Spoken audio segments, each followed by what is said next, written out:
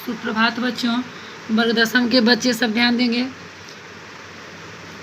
सर्वेश्वर दयाल सक्सेना द्वारा रचित संस्मरण मानवीय करुणा की दिव्य चमक यहाँ तक की पढ़ाई हो चुकी है।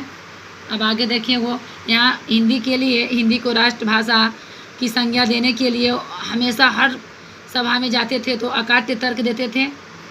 घर परिवार के बारे में, निजी सुख दुख तकलीफ के बारे में पूछना उनका स्वभाव था और बड़े से बड़े दुख में उनके मुख से सांत्वना के जादू भरे दो शब्द सुनना एक ऐसी रोशनी से भर देता था जो किसी गहरी तपस्या से जन्मती है। देखिए, वो संत का ऐसा काम नहीं होता, वो संत से भी महासंत थे, सन्यासी से भी महासन्यासी थे। देखिए, किसी का सुख दुख वो गहराई से पूछते थे और सांत्वना देते थे, धैर्य बंधवाते थे और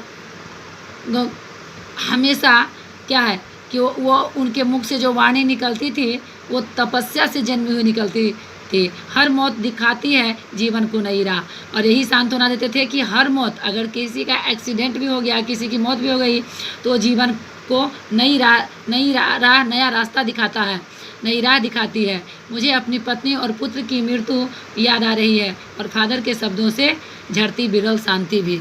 विरल शांति, जो कोई विरल मतलब क्या होता है, जो बहुत कम मिलने वाली शांति होती है, जो कहीं कहीं मिले। आज वह नहीं है, दिल्ली में बीमार रहे और पता नहीं चला। बाहें खोलकर इस बार उन्होंने गले नहीं लगाया। जब देखा तब ये बाहें दोनों हाथों की सूजी उंगलियों को उलझाए ताबूत में जिस्म पर पड़ी थी। देखिए, आज वह नहीं है, दिल्ली में बीमार रहे और पता नहीं चला। लेखक जब उनसे मिलने गए तो वो पहले वाले नहीं रहे, वो बीमार थे। और ताबूत मतलब क्या होता है, एक पेटी, जो बक्सा जो बना रहता है लाश रखने वाला, उसी में पड़े थे। जो शांति बरसती थी वह चेहरे पर स्थिर थी, यानी पूरा उनका शरीर जो शिथिल हो गया था। दिल्ली में तरलता जम गई थी। वह 18 अगस्त 1982 की सुबह 10 बजे का समय था। दिल्ली में कश्मीरी गेट के निकलसन कब्रगाह में उनका ताबूत एक छोटी सी नीली गाड़ी में से उतारा गया। कुछ पादरी रघुवंश जी का बेटा और उनके परिजन राजेश्वर सिंह उसे उतार रहे थे। फिर उसे उठाकर एक लंबी सकरी उदास पेड़ों की घनी छांव वाली सड़क से कब्रगाह के आखिरी छोर तक ले जाया गया, जहां धरती की गोद में सुलाने के लिए कब्र अबाक मुंह खोले लेटी थी। देखिए, अब उनकी मौत हो गई और उन्हें ले जाया जाता है, उसी बक्से में बंद करके कहाँ ले जाया जाता है, कब्रगाह के पास, जहाँ साथ में जाते हैं सभी उनके पादरी मित्र, रघुवंश जी का बेटा और सारे राजेश्वर सिंह उसे उतारते हैं, उन्हें उतारते हैं और पेड़ों की घनी छांव वाली सड़क कब्रगाह के आखिरी छोर तक जो ले जाती है वहाँ उन्हें उतारा गया। और जब वहाँ उतारते हैं तो अबाक मुंह खोले लेटी थी धरती। ऊपर करील की घनी छां थी, करील यानी कांटेदार पेड़ों की छां थी और चारों ओर कब्रें और तेज धूप के वृत्त। जैनेन्द्र कुमार, विजेंद्र, स्नातक अजीत कुमार, डॉक्टर निर्मला जैन और मसीही समुदाय के लोग, पादरीगण उनके बीच में गैरिक बसन पहने। सब लोग यहाँ सब परिचित लोग हैं जो गए थे उनके देहावसान अंतिम संस्कार के समय। और गैरिक वसन यानी गेरुए रंग का वस्त्र पहने इलाहाबाद के प्रसिद्ध विज्ञान शिक्षक डॉक्टर सत्यप्रकाश और डॉक्टर रघुवंश भी, जो अकेले उस सकरी सड़क की ठंडी उदासी में बहुत पहले से खामोश दुख की किन्हीं अपरिचित आटों से दबे हुए थे। देखिए, सब वहाँ गए थे और सब खामोश थे, सब दुखी थे। अपरिचित आटों, एकाएक जो अकस्मात ये खबर सुने तो सब खामोश थे, सिमट आए थे कब्र के चारों तरफ। फादर की देह पहले कब्र के ऊपर लिटाई गई। मसीही विधि से अंतिम संस्कार शुरू किया।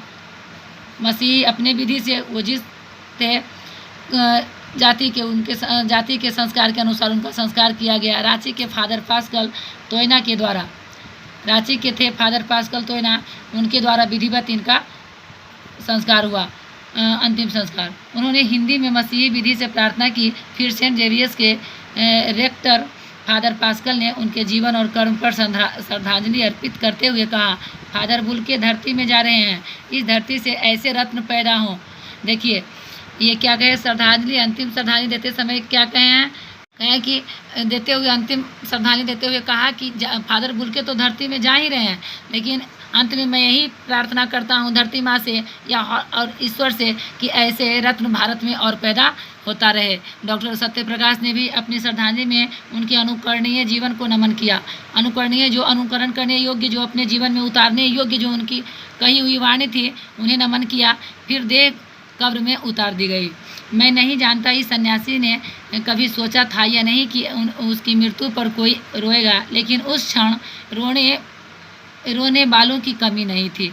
उन्हें लगा हुआ कि अपने देश छोड़ के हम विदेश जा रहे हैं, भारत आ रहे हैं, तो वहाँ कोई मेरा रोने वाला रहेगा नहीं। लेकिन ये रिश्ता सिर्फ खून का रिश्ता नहीं होता है, दर्द का रिश्ता होता है, तो रोने वाले की कमी नहीं थी। नम आँखों को गिनना स्याही फैलाना है, यानी नम आँखों को गिनना, नम यानी भींगी आँखों, गीली आँखों को गिनना स्याही फैलाना है।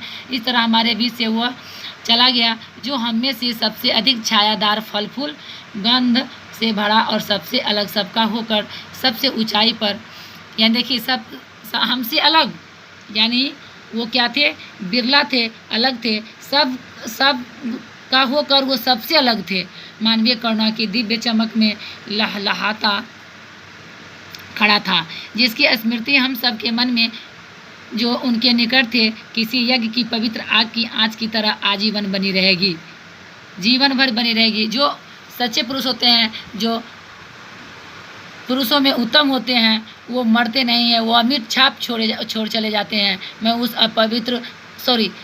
उस पवित्र ज्योति की याद में श्रद्धानत हूँ। श्रद्धानत यानी श्रद्धा से नतमस्तक हूँ, भक्ति युक्त पूज्य भाव से नतमस्तक हूँ। आज के वीडियो में इतना ही।